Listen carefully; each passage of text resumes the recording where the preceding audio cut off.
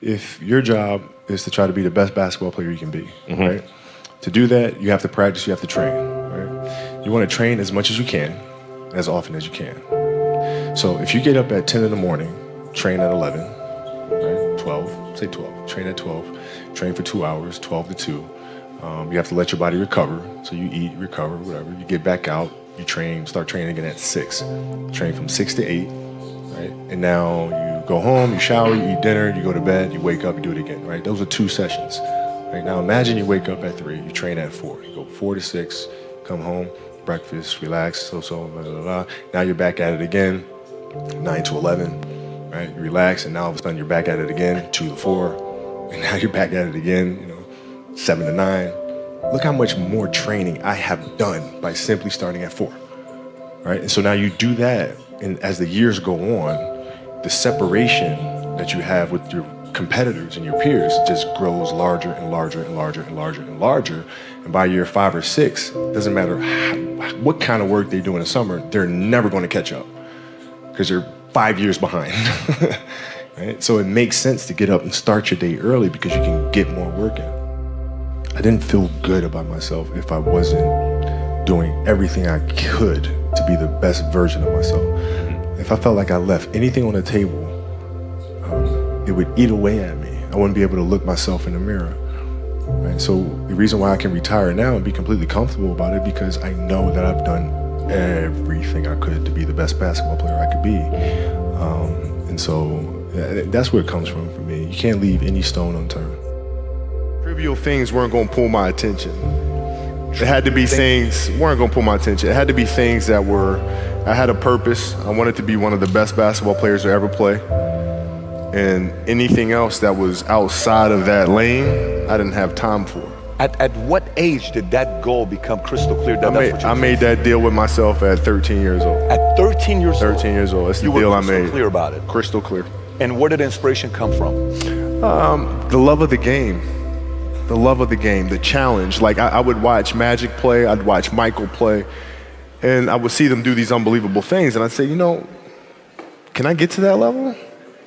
I don't know, but let's find out. If I could work that hard every day, with being blessed with the physical tools that I have, what would my career be? And I made a promise to myself from that day that I was going to work that hard every single day so that when I do retire, I have no regrets. And that was the most important thing for me, is to leave no stone unturned, get better every single day. And if I lived that way, then over time, I'd have something that was beautiful. But that was my philosophy. It seems like a pretty simple one, but if you live your life to just get better every single day, you do that for 20 years, what do you have? Follow your passion first. First. When I retired from the game, I sat there asking kind of all the wrong questions.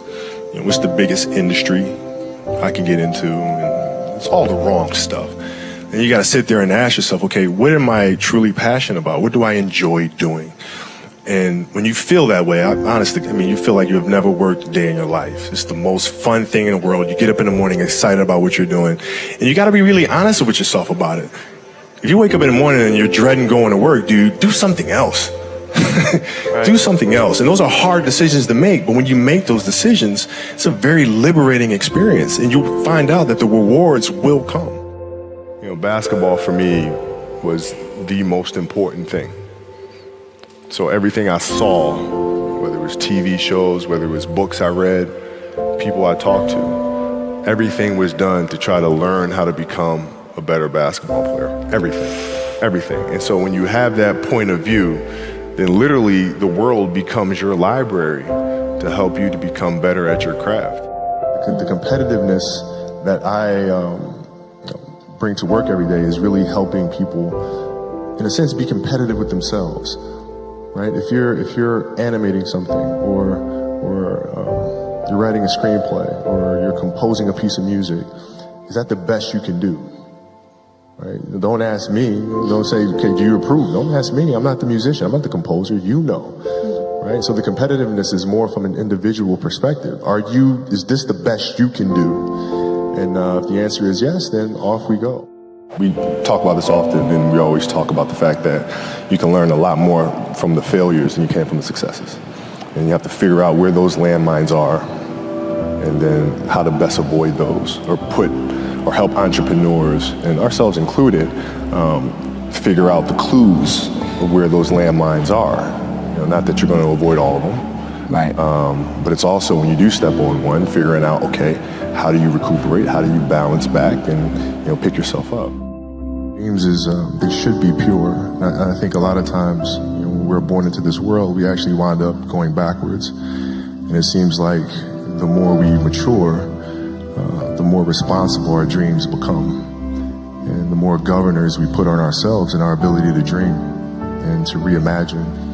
And it's always a fight for us parents and for you guys to make sure that your dreams always stay pure. And so it's not a matter of pushing beyond your limitations or expectations. It's really a matter of protecting your dreams, protecting your imagination. That's really the key. And when you do that, then the world just seems limitless. Passion came from the love for the game. I loved everything about it, like the smell of the ball. You love the smell of the ball? Yes, the ball. The smell of like brand new sneakers, like the sound the ball makes when it hits the ground. Yeah, the ball going through the net, like all those things I love. And so the passion comes from that, because once you have that love, you just want to be a part of this thing all the time. I think the best way to prove your value is to work, is to learn, is to absorb, to be a sponge. But you always want to outwork your potential. As hard as you believe you can work harder than that. If your practices aren't more competitive than the games themselves, you're doing the wrong thing. Mm-hmm. And most of these teams and coaches have gotten into a mindset of resting players. Mm-hmm. Oh, it's too much. We're not going to practice light day. Phil never gave us a light day. Mm-hmm. There's no days off. You show up and you work. You practice. Yeah. And practices are going to be worse. They're going to be more physical. There's going to be more trash talking, and I'm going to let you know, right? Yeah. If you didn't show up today, I'm going to let you know. Yeah. And it's going to be embarrassing, and you're going to hate it. But when Game 7 rolls around, the NBA Finals, you will be prepared.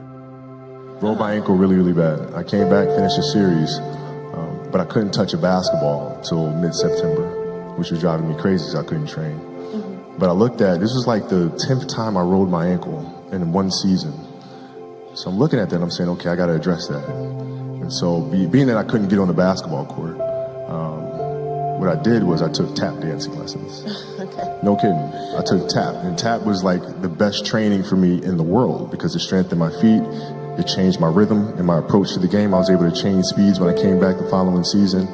I think dancers put way more strain on their body than athletes do.